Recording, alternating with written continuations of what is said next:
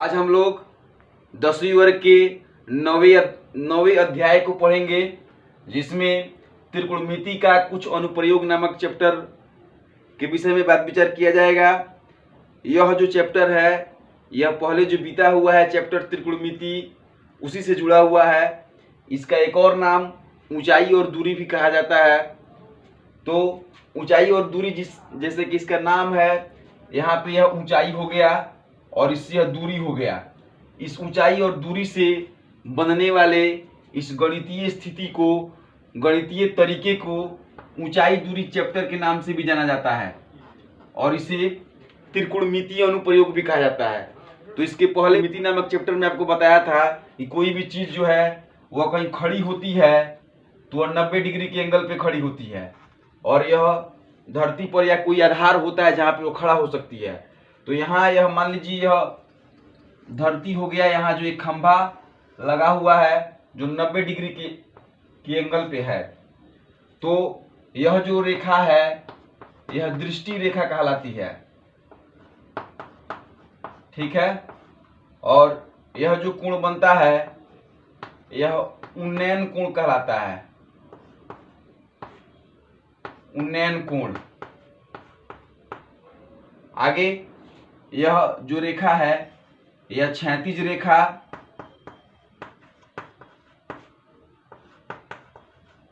और यह जो रेखा है यह लंबवत रेखा के नाम से जानी जाती है। इसी को समकोण त्रिभुज में लंब, आधार और कर्ण के नाम से भी जाना जाता है, ठीक है। तो इसको आपने देखा। अब इसे दृष्टि रेखा क्यों कहा जाता है? तो इसे दृष्टि रेखा इसलिए कहा जाता है क्योंकि यह किसी व्यक्ति द्वारा देखा गया स्थिति होता है। मान लीजिए यहाँ कोई अगर व्यक्ति हो, कोई भी व्यक्ति जो अपनी आंखों से इस शिखर को, इस खंबे के शिखर को देख रहा हो, तो उस दृष्टि रेखा, उसकी दृष्टि की रेखा को दृष्टि रेखा कहा जाता है।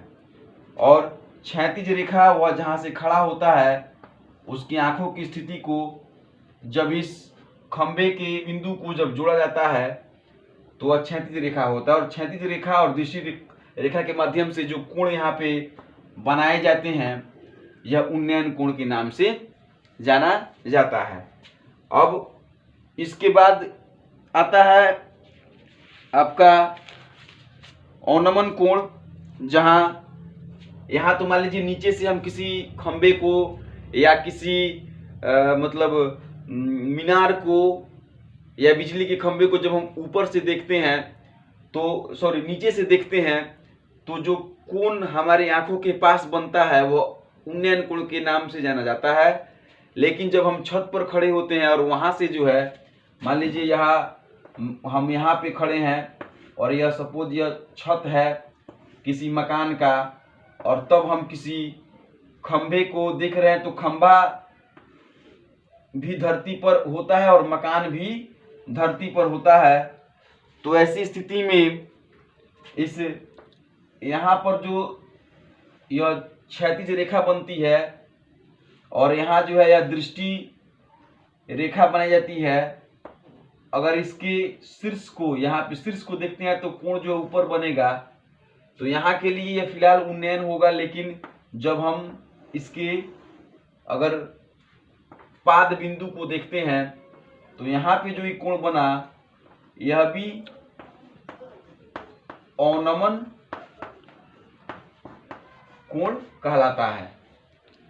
अब यह कोण जितना होता है उतना ही इधर का भी कोण प्राप्त होगा, क्योंकि यह जो रेखा होगी यह नीचे वाली जो क्षैतिज रेखा है जो धरती है उसके समानांतर होगी, और यह तिर्यक रेखा होगी जिसके कारण एकांतर अंतः कोण आपस में बराबर होते हैं। अर्थात यह कोण यदि 60 डिग्री का होगा तो यह कोण भी 60 डिग्री का प्राप्त हो जाएगा। और ऊपर यदि हम यहाँ पर खड़े होकर के यदि इस खंबे के शीर्ष को देखते हैं तो यहाँ जो कोण यह बना है यह उन्नयन के माध्यम से चलता है, ठीक है। तो ऊपर बनाए गए कोण को अवनमन कोण और नीचे जो कोण बनाया जाता है उसको उन्नयन कोण के माध्यम से सवाल को सॉल्व किया जाता है। अब यही चीज़ है, इसमें मुख्य मतलब बिंदु हैं। इसके बाद आपको अपने एनसीईआरटी के बुक के सारांश में जब आप जाइएगा तो वहाँ आपको दृष्टि रेखा, उन्नयन कोण और नमन कोण का परिभाषा मतलब दिया गया है समझाने के माध्यम से। आप यहाँ से अपनी परिभाषा को क्लियर कर सकते हैं और मैंने जो बताया है वहाँ से आप उसे समझ सकते हैं। ये सब चीज़ें ऑब्जेक्टिव प्रश्न के लिए काफ़ी उत्तरदायी साबित होंगी और जो आप इसमें एक्सरसाइज को बनाइएगा या उदाहरण को बनाइएगा उसमें भी आपके लिए बहुत महत्वपूर्ण साबित होगा। अब कुछ उदाहरण को देखा जाए तो उदाहरण नंबर 1 में सवाल है कि धरती पर एक मीनार ऊर्ध्वाधर खड़ी है, धरती के एक बिंदु से। देखिए जैसे सवाल कह रहा है वैसे आप पहले चित्र बनाना सीखिए।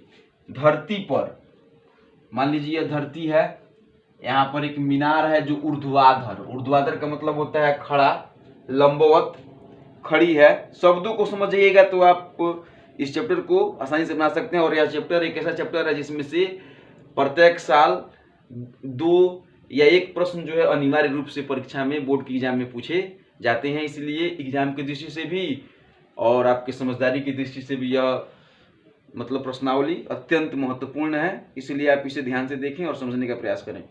तो फिलहाल धरती पर एक मीनार ऊर्ध्वाधर खड़ी है, धरती के एक बिंदु से जो मीनार के पाद बिंदु से 15 मीटर की दूर है। धरती का एक बिंदु जो मीनार के पाद बिंदु से मतलब मीनार की पाद बिंदु अर्थात यहाँ पर मान लीजिए यह दूरी जो है कितने मीटर की है, 15 मीटर दूर। तो यह बिंदु जो है यह 15 मीटर दूर है। अब इसको आसानी से आप 15 मीटर लिख सकते हैं। मीनार का नाम दे दीजिए ए बी। जब लंबवत खड़ी होगी तो 90 डिग्री के एंगल पे होगी। फिर मीनार के शिखर का उन्नयन कोण 60 डिग्री है। अब इस बिंदु से शिखर का उन्नयन कोण 60 डिग्री का है, ठीक है। तो 60 डिग्री का कोण प्राप्त हुआ आपको और यह 15 मीटर का है दूरी। अब मीनार की ऊंचाई ज्ञात करनी है, मीनार की ऊंचाई आपको ज्ञात करनी है। तो ऐसी स्थिति में सबसे पहले इन सभी सवालों को बनाने में कोई विशेष दिक्कत नहीं है, लेकिन जो इसमें लिखने वाला काम है, जैसे कि मान लीजिए आपको लिखना पड़ेगा माना कि मीनार AB की लंबाई h मीटर। फिर यहां पर आपको मीनार ज्ञात करना है और आपके पास BC है। BC तो आपका आधार है, ठीक है, और यह जो है यह लंब है। तो अब आप त्रिकोणमितीय उपपत्तियों में से एक ऐसी उपपत्ति का नाम बताइए जिसमें लंब और आधार दोनों मिला करके सूत्र तैयार किया गया हो। तो आप अगर अपने इसके पहले वाले चैप्टर को याद किए होंगे सूत्र को, तो उसमें आपको मिलेगा कि लंब और आधार से 2 सूत्र तैयार होता है, एक tan का और दूसरा cot का। tan बराबर होता है P/B और cot बराबर होता है B/P, अर्थात tan बराबर लंब बटा आधार और cot बराबर आधार बटा लंब। इन दोनों में लंब और आधार दोनों लगाया गया है।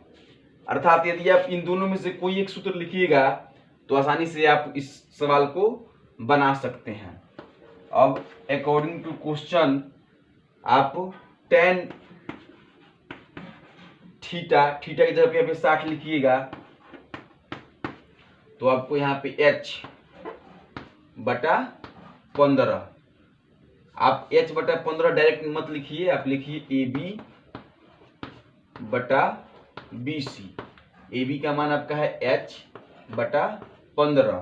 और जब हल कीजिएगा tan 60 का मान आपके पास आपको याद होगा tan 60 का मान होता है √3/1। आपको इसमें मान भी याद रखना पड़ेगा। एच का मान निकालने के लिए, मान को याद रखने के लिए मैंने एक तरीका भी आपको बताया था। एच बराबर 15√3, अर्थात मीनार की जो ऊंचाई होगी वह 15√3 होगी। इस तरीके से आप निकाल लीजिएगा या का निशान दे करके, और अंत में लिखिएगा कि अतः मीनार की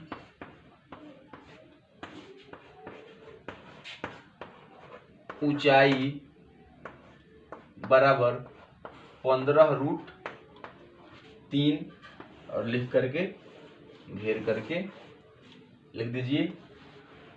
इस तरह से आपका उदाहरण 1 जो है पूरा होता हुआ आप इसे उतारिए और समझिए। अब उदाहरण 2 को देखा जाए। एक बिजली मिस्त्री को एक 5 मीटर ऊंचे खंभे पर आ गई खराबी की मरम्मत करनी है। मरम्मत का काम करने के लिए उसे खंभे के शिखर से 1.3 मीटर नीचे एक बिंदु तक पहुंचना चाहती है, जैसा कि चित्र में दिखाया गया है। यहाँ मान लीजिए खंभा जो है वह धरती पर ही होगा, यह खंभा हो गया, और उसमें ऊपर तार मतलब गया होगा। तो तार के नीचे 5 मीटर खंभे तक जो है कोई समस्या आ रही है, वहां तक वह सीढ़ी लगा करके पहुंच रहा है। तो मान लीजिए यह सीढ़ी हो गया।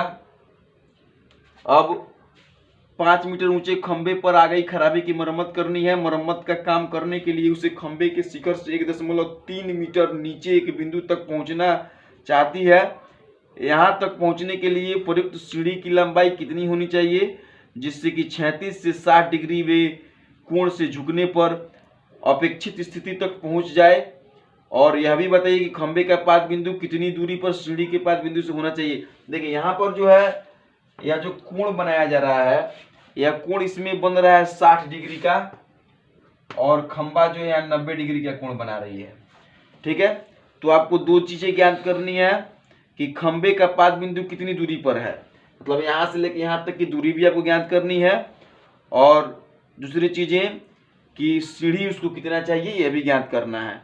और 5 मीटर के खंभे तक उसे पहुंचना है, लेकिन 5 मीटर तक पहुंचने के लिए वह थोड़ा सा नीचे भी आएगा, 1.3 मीटर वह नीचे रहेगा, तब भी वहां से जो है खड़ा होकर के वह तार को या मतलब आई खराबी तक पहुंच सकता है। इसलिए 5 से जब 1.3 आप घटाते हैं, यहाँ पे नामकरण कर दीजिए A B C। तो मान लीजिए 5 माइनस 1.7 है, 1.3 है। तो 5 में से जब 1.3 आप घटाइएगा तो आपको प्राप्त हो जाएगा 7, और 3.7 आपको प्राप्त होगा मीटर खंभा हो गया। और उसके बाद 60 डिग्री का कोण आपको प्राप्त है। अब आपको यह सीढ़ी की लंबाई ज्ञात करनी है। तो जैसा कि मैंने आपको पिछले क्वेश्चन में बताया था, अब यह जो होगा आपका लंब होगा, और यह आपका आधार, और यह कर्ण। तो लंब P और H यह किस स्थिति में होता है, किस त्रिकोणमितीय उपपत्तियों में इसका मान आता है। तो आप पीछे की मतलब पीछे जो चैप्टर बनाए हैं वहां पे अगर आप ध्यान दीजिएगा तो आपको पता चलेगा कि P/H साइन का सूत्र होता है। साइन थीटा बराबर होता है P/H। तो यहाँ साइन थीटा जो 60 डिग्री है, आपको यहाँ खंभा मानने की आवश्यकता नहीं है, लिख दीजिए कि खंबे की लंबाई जहां तक मतलब पहुंचना चाहती है वह बिजली मिस्त्री, वहां तक हो जाएगा 5 माइनस 1.3 अर्थात 3.7 मीटर। और अब सीढ़ी की लंबाई बराबर हो जाएगा, अब सीढ़ी की लंबाई निकालनी है तो अकॉर्डिंग टू क्वेश्चन कि साइन 60 डिग्री बराबर AB बटा AC। तो साइन 60 का मान होता है √3/2, और AB जो है आपका 3.7। अब AC का मान आपको ज्ञात करना है सीढ़ी। अब क्रॉस मल्टीप्लाई कीजिएगा या का निशान देते हुए, तो AC रूट 3 2 गुना 3.7 AC बराबर 2 गुना 3.7। इन सभी सवालों को बनाने में आपको थोड़ा सा गुना भाग में ध्यान देना पड़ेगा। अब यहाँ पे √3 आ गया तो √3 का परमीकरण करना पड़ेगा। जब आप इसका परमीकरण कीजिएगा तो आपको प्राप्त होगा 2 गुना 3.7 √3 और √3 में √3 से होने की जगह तो 3 प्राप्त हो जाएगा। अब 3 से जो है आप 37 को काट सकते हैं तो 1 17 1 हो जाएगा यहाँ पर, 3 एकम 3 और फिर 3 दूनी 6 1.2 अर्थात यह आपको प्राप्त होगा 2 दूनी 4 2.4 √3 2.4 गुना 1.73 √3 का मान होता है। और जब इसमें गुना कीजिएगा आप तो आपको प्राप्त हो जाएगा 4.28 मीटर। इतना आपका सीढ़ी हुआ। और अब आप कोट या tan का मान रख करके BC का मान भी निकाल सकते हैं। जहां आपने साइन रखा है वहां पे आप कोट या tan का भी मान रख सकते हैं। जैसे कि मान लीजिए आप कोट कहीं लेते हैं या tan कहीं लेते हैं, कोट 60 डिग्री 60 बराबर सूत्र होता है आधार बटा लंब अर्थात BC बटा AB 1 बटा √3। BC का मान आपको ज्ञात करना है। AB आपके पास 3.7 क्रॉस मल्टीप्लाई कीजिएगा तो BC बराबर हो जाएगा 3.7 बटा √3। और जब फिर इसका परमीकरण कीजिएगा और परमीकरण करने के बाद जब आप हल कीजिएगा तो आपके पास आ जाएगा 3.7 √3 बटा 3। इसको काटिएगा तो यहाँ पे आ जाएगा, मतलब 12 3 36 और फिर 1 बचेगा 10 3 3 के 9 1.23 गुना 1.73 से जब आप गुना कीजिएगा तो आपको प्राप्त होगा 2.14 मीटर। मीटर में है सवाल, इसीलिए आंसर भी मीटर में होगा। या का निशान दे दीजिए। और इस तरीके से आपका उदाहरण 2 पूरा हुआ। अब अगले वीडियो में हम उदाहरण 3 4 वगैरह को लेकर के मिलेंगे और इस चैप्टर के प्रत्येक क्वेश्चन को बनाने की हम पूरी कोशिश करेंगे। आपको करना कुछ नहीं है, सिर्फ आपको सवाल को बारीकी से पढ़नी है और बारीकी से पढ़ने के बाद आपको उसके हिसाब से ऐसा चित्र बना लेना है। और चित्र बनाने के बाद ऑटोमेटिक आपको त्रिकोणमितीय उपपत्तियों को मिला देना है और मिला देने के बाद आप उसका मान बैठाइए और गुना भाग हल कीजिए दशमलव वाली, आपको आसानी से आपका आंसर प्राप्त हो जाएगा।